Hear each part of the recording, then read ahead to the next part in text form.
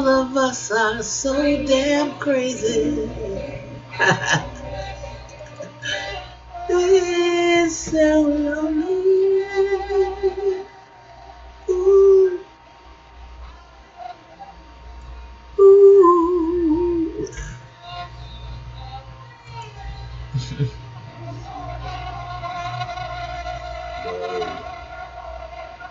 Oh,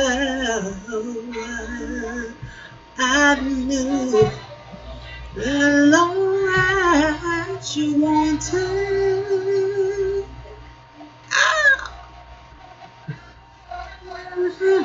Let me turn this off before I beat and got it straight. Somebody knew. Oh, good morning, good afternoon, good evening, family. Welcome, welcome, welcome, welcome to the Mental House with me, your illustrious host, Khadija.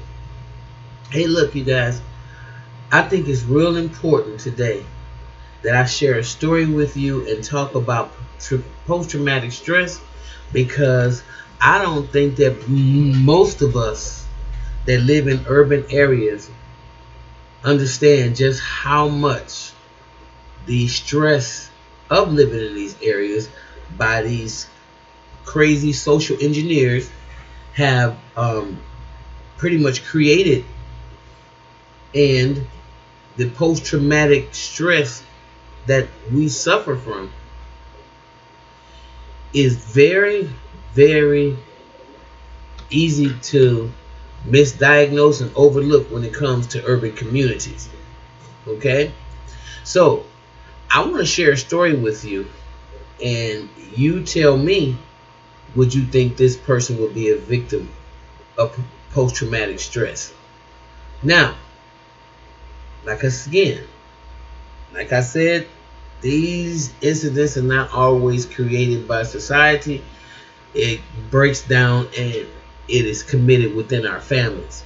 So, allegedly, my father had a sister who gave herself an abortion or had a miscarriage, however, allegedly the baby came out.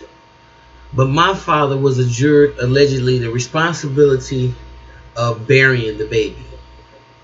So, while his sister allegedly is standing out there with this baby, he is being made to dig a grave for his older sister, dig the grave, and put the baby inside of it.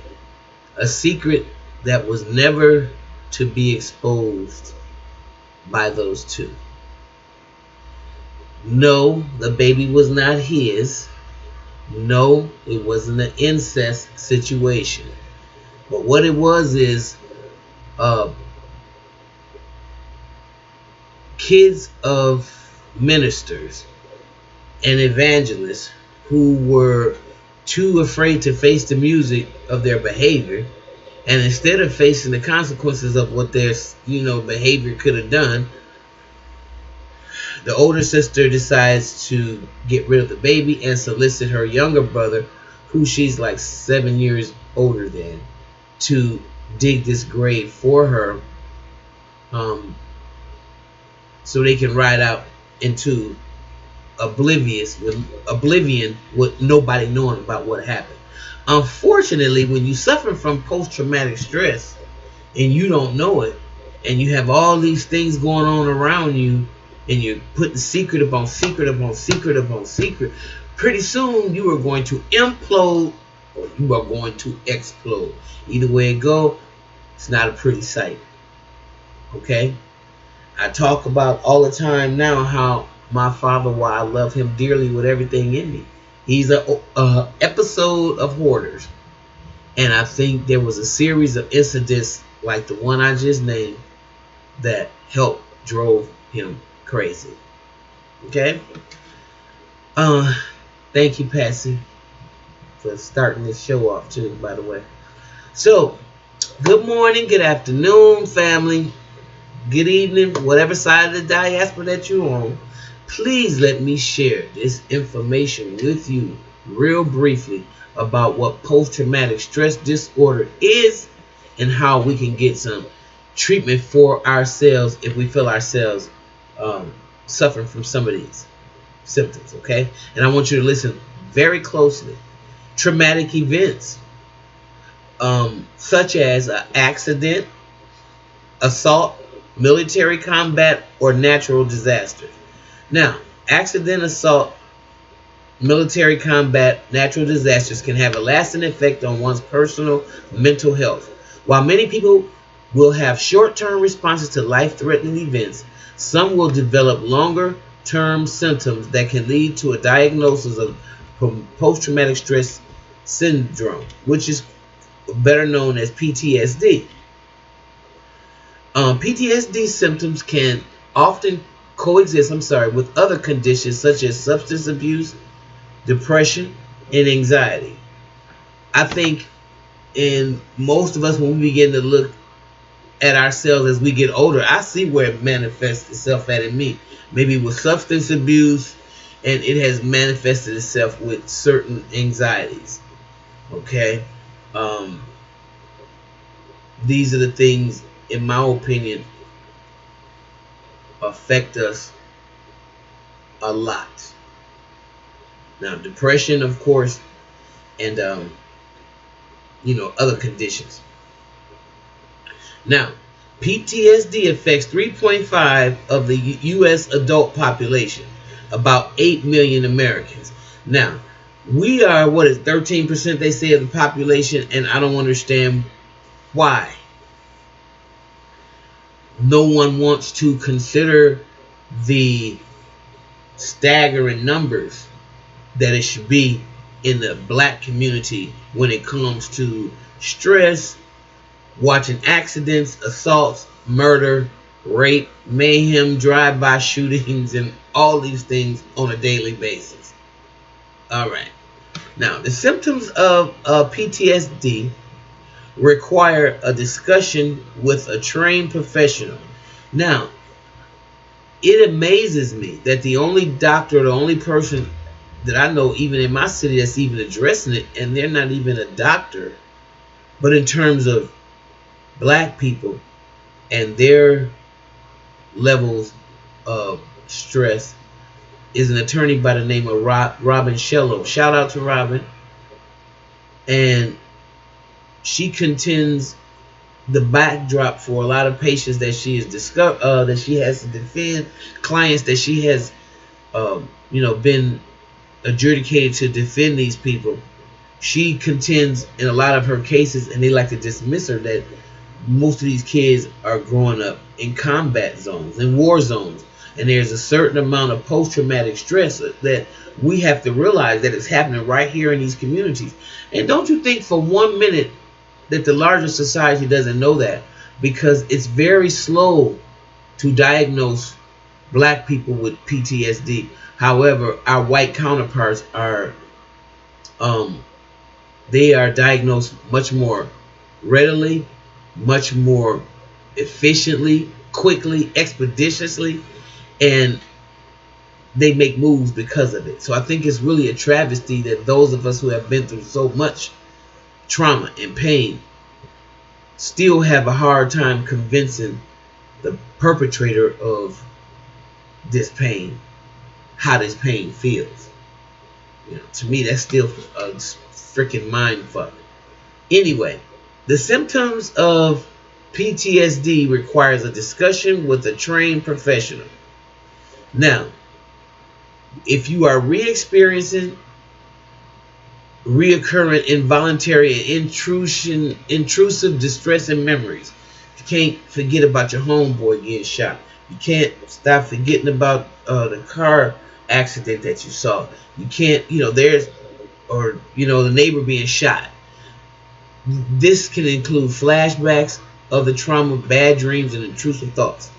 Avoidance, which can include staying away from a certain place or objects that are reminders of the traumatic event.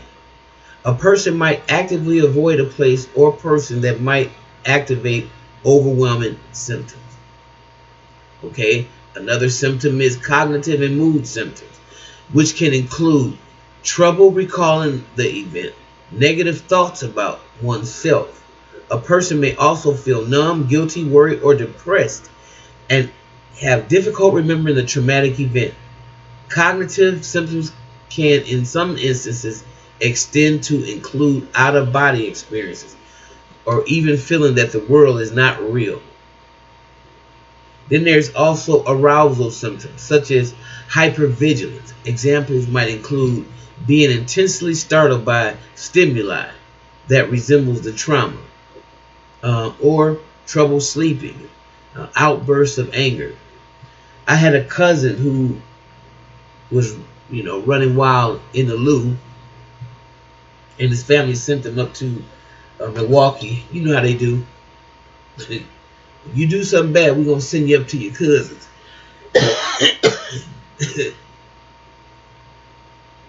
So anyway, I was associating this when he was extremely hyper vigilant. He would be like, "Why is it people looking at me, Kay? They trying to snake me? Why are they? What is up with them? Why is it? They smiling at me?" It was just like really weird. He was really weirded out, hyper vigilant, always looking, because he knew he committed a lot of dirt, and in my opinion, and therefore he was looking for the dirt to come back. So he remained hyper vigilant like that because of the lifestyle that he lived. So you can imagine that with a person. Can you imagine that? I'm sorry, without a person living the kind of lifestyle that this cousin of mine was living. That's crazy. They're always hyper vigilant, always looking around, always thinking something's about to happen. So those are some of the symptoms. Now, for the diagnosis, symptoms of PTSD usually begin within 3 months after experiencing or being exposed to a traumatic event. Occasionally, symptoms may emerge years afterward. For a diagnosis of PTSD, symptoms must last more than a month. Symptoms of depression, anxiety, and or substance abuse often accompany PTSD. So, now that you know that, if you or anybody that you love that you feel are in need of mental health services, please call the National Alliance for the Mentally Ill. They have a helpline, and you can remain anonymous. You can just, hey, talk to somebody, because that's what I'm trying to encourage in the black community, because we are fucked up and we need to get some help going on here. So why don't we do ourselves a favor and dial 1-800-950-NAMI. Again, that number is 1-800-950-NAMI. Okay? And you can also email them at info@namni.org. info@namni.org. Their office hours are from 10 a.m. to 6 p.m. and they can help you whatever state that you may be in. They can lead you to resources for your loved one or for yourself. Okay? So, with that being said, I'm about to go, family, because it's crazy. All right. If you like what you hear, please like, subscribe, and share. And I'll see you next time right here in the Mental House. Bye-bye.